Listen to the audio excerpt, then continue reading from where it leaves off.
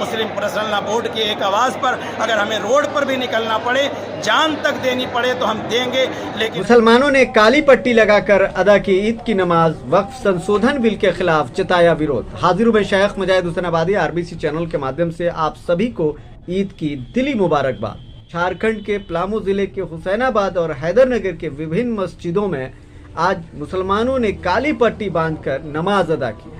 नमाज के बाद मस्जिदों के बाहर इकट्ठा होकर केंद्र सरकार के वक्फ बोर्ड संशोधन बिल के खिलाफ शांतिपूर्ण विरोध प्रदर्शन भी किया। हैदरनगर की बड़ी मस्जिद के पेशेमाम मौलाना अहमद अली खान रजवी ने नमाज के बाद कहा कि सरकार इस बिल के जरिए धार्मिक स्वतंत्रता पर हमला कर रही है। उन्होंने ये भी कहा कि 400-500 साल पहले मुसलमानों द्वारा जो प्रॉपर्टी दान में दी गई थी जमीन के रूप में, जिसमें मदरसे, मस्जिदें और कब्रिस्तान भी शामिल हैं, सरकार अपने अधिकार में लेना चाहती है। उन्होंने चेतावनी दी कि अगर सरकार ने यह बिल वापस नहीं लिया तो सड़कों पर उतरकर इसका कड़ा विरोध करेंगे। उन्होंने कहा कि हम जैसे पहले भाईचारे के साथ रह रहे थे वैसे ही रहना चाहते हैं, लेकिन सरकार हमारे धार्मिक जगहों में दखल देकर समाज में खटास पैदा करने का काम कर रही है। मुस्लिम पर्सनल लॉ बोर्ड की एक आवाज पर हम सड़कों पर उतरने के लिए और विरोध प्रदर्शन करने के लिए तैयार हैं। आपको बता दूं कि मुख्य रूप से किन किन मस्जिदों में विरोध प्रदर्शन किया गया।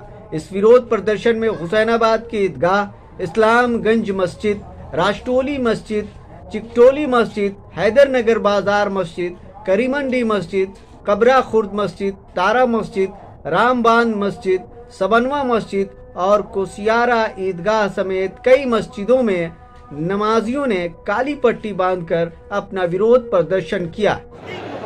ये आज काली पट्टी बांध करके लोग मस्जिद आए, क्या वजह है? सबसे पहले तो सारे हिंदुस्तान के सारे हमारे भाइयों को, सारे मुसलमानों को, सारे हिंदुओं को, सारे हमारे भाइयों को ईद की बहुत बहुत मुबारकबाद, शुभकामनाएं।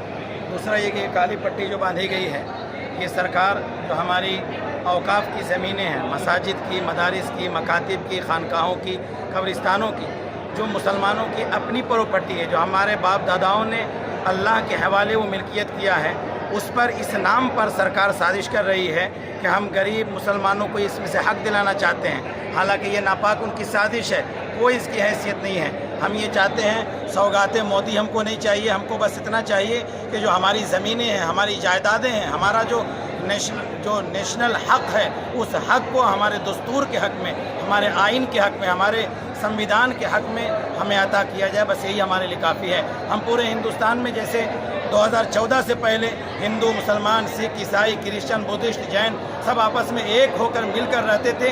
ये जो नफ़रत की बीज 2014 के बाद बोई गई है, हम मोदी जी से और सारे हुकूमत में बैठे हुए लोगों से कहना चाहते हैं, उस पुरानी मोहब्बत को आप बस बरकरार कर दीजिए। दूसरी कोई बिल लाने की ज़रूरत नहीं है। इस बिल से मुसलमानों का नुकसान है, मुसलमानों की जायदादों का नुकसान है। आज मस्जिदों को मिसमार किया जा रहा है, बुलडोजर चलाया जा रहा है, मदरसे को बुलडोजर चलाया जा रहा है। जो हमारे बाप दादाओं ने साल पहले, 200 साल, 400 साल पहले जो कब्रिस्तान में, मस्जिद में, मदरसे में ज़मीन वक्फ की है, उसका कागज़ हमारे पास कहाँ मिलेगा?